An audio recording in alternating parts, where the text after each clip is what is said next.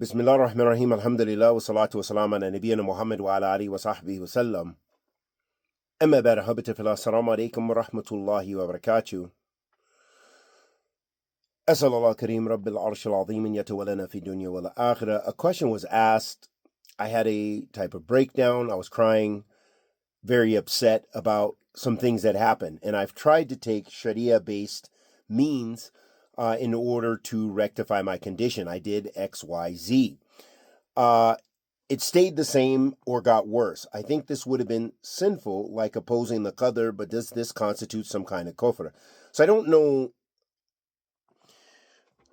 exactly what the questioner did that they're wondering whether it constitutes kufr, unless you mean by rejecting the decree of Allah subhanahu wa ta'ala. So if a person outright rejects the decree of Allah subhanahu wa ta'ala, they do not accept the decree of Allah subhanahu wa ta'ala, then this is a rejection of a pillar of iman, a pillar of faith. So this is disbelief.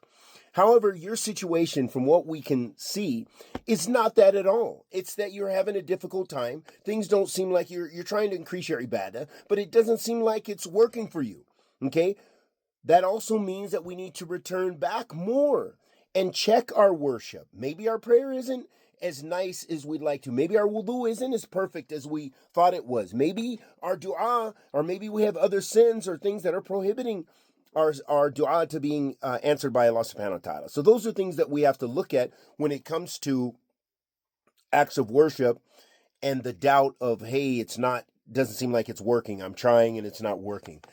More often than not, we find that we have immense amount of taqsir, immense amount of shortcomings in regards to our ibadah. So no, that is not a rejection of the qadr, even if it comes to your mind, and even if you complain. That doesn't mean you rejected the qadr outright, but you are human, you are weak, your iman is weak, you said something, you thought something, and then hopefully you cleaned it up. So this is not a rejection of the qadr. There's a difference between saying, no, it's not the decree of Allah subhanahu wa ta'ala, or no, I don't accept that such and such thing happened, versus someone who said, man, I'm trying and it seems like things aren't working. Oh man, you get down, something happened to you and you get down. That's a natural inclination. And so the ones who are the strongest from amongst us, yes, they're the ones who are so great and they can just say, Qadr Allah ma sha fa'al, because their level of iman. We must say that, but it doesn't mean we don't tafawut. We do have different levels. So that is not a rejection of the decree of Allah subhanahu wa ta'ala. And the second question, you mentioned watching a video of a revert who said something, and I honestly do not understand what your question is. But at the end you say, so I'm worried that this would in some way be a form of rejecting what could have possibly come from the religion. Okay, so you were mentioning that something to the effect that it was something you've never heard of in the Deen.